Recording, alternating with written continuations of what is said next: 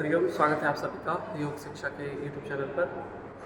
Language barrier नहीं है, इस बात को जस्टिफाई करते हैं हमारे एक स्टूडेंट जो कि नॉर्थ ईस्टर्न स्टेट से आते हैं। उनका नाम है गोपाल जी। उन्होंने भी इस बार हमारे साथ क्रैश कोर्स को ज्वाइन किया और उन्होंने भी इस बार अपना जीआरएफ क्वालिफाई किया और एक बहुत ही अच्छे स्कोर से। आइए इस वीडियो में उनके द्वारा हमने कुछ क्वेश्चंस को रखा, उनको कैसे पता चला, उनकी क्या स्ट्रैटेजी थी, क्या उनको अच्छा लगा। आइए इस इंटरव्यू को देखते हैं। और आपके लिए एक अनाउंसमेंट है कि हमारा नया क्रैश कोर्स 5 अप्रैल से स्टार्ट होने जा रहा है, जो जून के लिए होगा। अधिक जानकारी के लिए आप नीचे दिए गए नंबर पे आप हमें कॉल कर सकते हैं, आपको पूरी सहायता की जाएगी। आइए इंटरव्यू को देखते हैं। कैसे आपको इस प्लेटफॉर्म के बारे में पता चला, क्या क्या नई चीजें सीखने को आपको मिली और अल्टीमेटली क्या फायदा हुआ, इन तीनों को एक एक करके आप ब्रीफ कर सकते हैं 5 से 10 मिनट में। ठीक है सर। सर वैसे मेरा पहले से ही मेरा नाम ब्रज गोपाल है, तो मैं मणिपुर से बिलोंग करता हूँ। तो मैंने एमएससी योगा का नेट का जो एग्ज़ाम है, मैं करीबन सेकेंड सेमेस्टर से ही देना शुरू किया था सर। तो मेरा थर्ड सेमेस्टर में सेकेंड अटेम्प्ट पे मेरा नेट क्लियर हो गया था। उसके बाद मेरा थर्ड अटेम्प्ट में जेआरएफ के लिए कुछ ही मार्क्स में भी मैं रह गया था।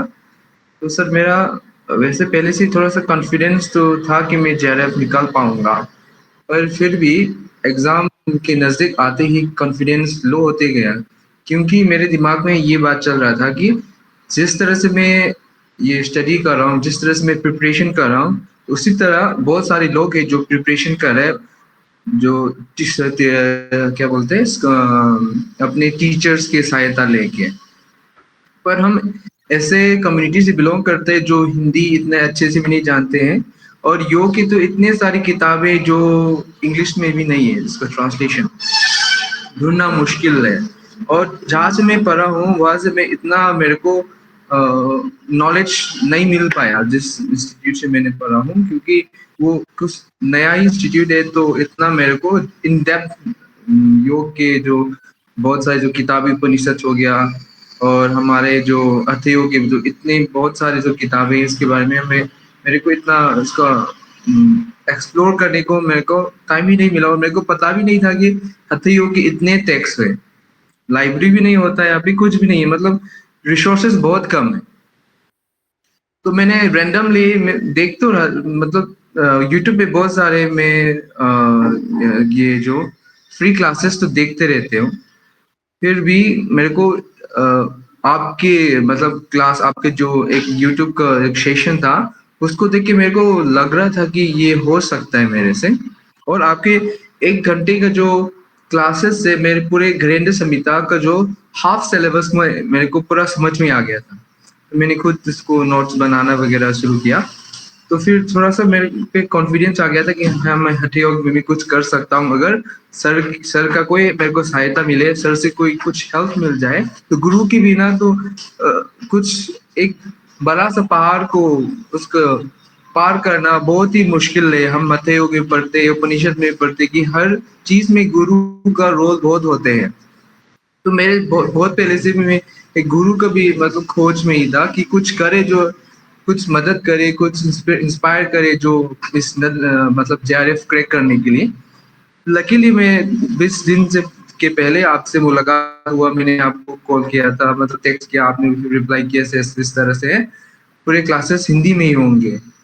तो फिर मेरे दिमाग में ये भी चल रहा था कि हिंदी में मैं कॉप अप कर पाऊंगा कि नहीं कर पाऊंगा, तो फिर ये भी चल रहा था। फिर मैंने डिसाइड किया नहीं, मैं तो करना ही है, जो भी हो जाए मेरे को, मतलब मुश्किलें तो सामना करना ही पड़ता है। फिर मैंने आपके क्लासेस ज्वाइन किया, बहुत अच्छा लगा क्लासेस। साथ ही साथ बहुत सारे क्वेश्चंस का भी सॉल्व करने का ये मौका मिल गया, क्योंकि हमारे पास तो कुछ ये प्लेटफॉर्म नहीं है जहाँ पे हम एमसीक्यू वगैरह सॉल्व कर सके, क्योंकि योग तो नया सब्जेक्ट है। तो कोई ऐसे बहुत बड़े बड़े जो इंस्टीट्यूट, बड़े बड़े जो क्या जो ऑनलाइन यूट्यूब में जो पढ़ाते उसमें कुछ नहीं मिल सकता था। तो आपके प्लेटफॉर्म में आके आपके जो एप्स वगैरह उसमें से मेरे को क्वेश्चंस वगैरह सॉल्व करने को मिल गया।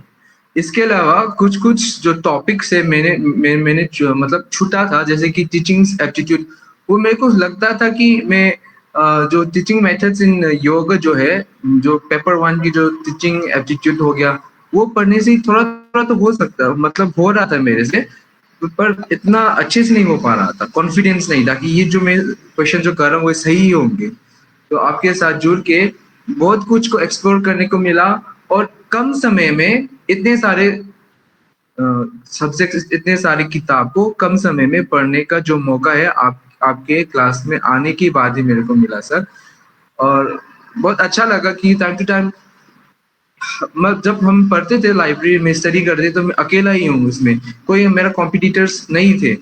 जब आपके साथ आया तो ये चीज मेरे को ये नोटिस किया कि यार मेरे साथ जो पढ़ रही है तो इतने अच्छे अच्छे से जल्दी जल्दी जवाब दे रहे बहुत लोग, मैं कहाँ हूँ, मेरा स्टैंडर्ड कहाँ पे, मेरा लेवल किधर है, मैं किस तरह से उनके आगे जा पाऊंगा, उनका लेवल कैसे आ पाऊंगा।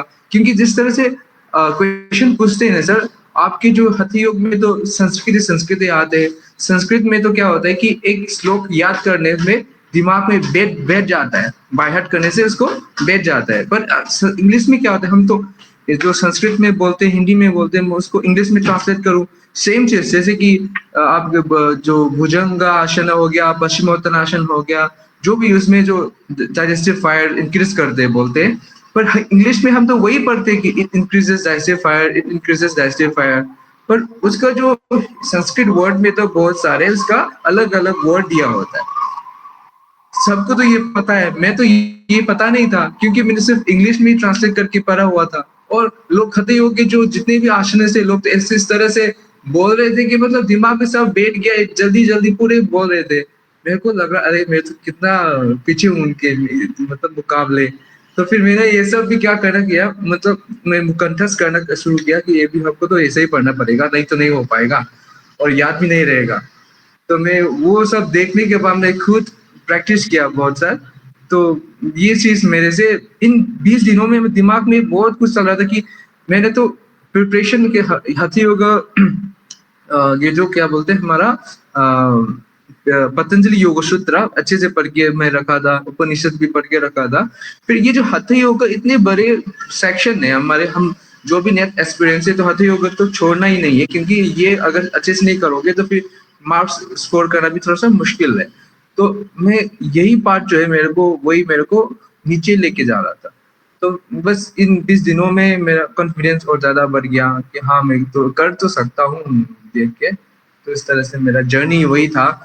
और पेपर वन तो वैसे मैं कोचिंग कुछ भी नहीं लेता हूँ, यूट्यूब वगैरह हो गया, मैं सिर्फ सेल्फ स्टडी करता हूँ, बाकी सब यही हुआ था सर। चलिए, हाँ, बढ़िया है, आपके जो मेथड्स हैं वो बहुत आउटस्टैंडिंग रहे हैं।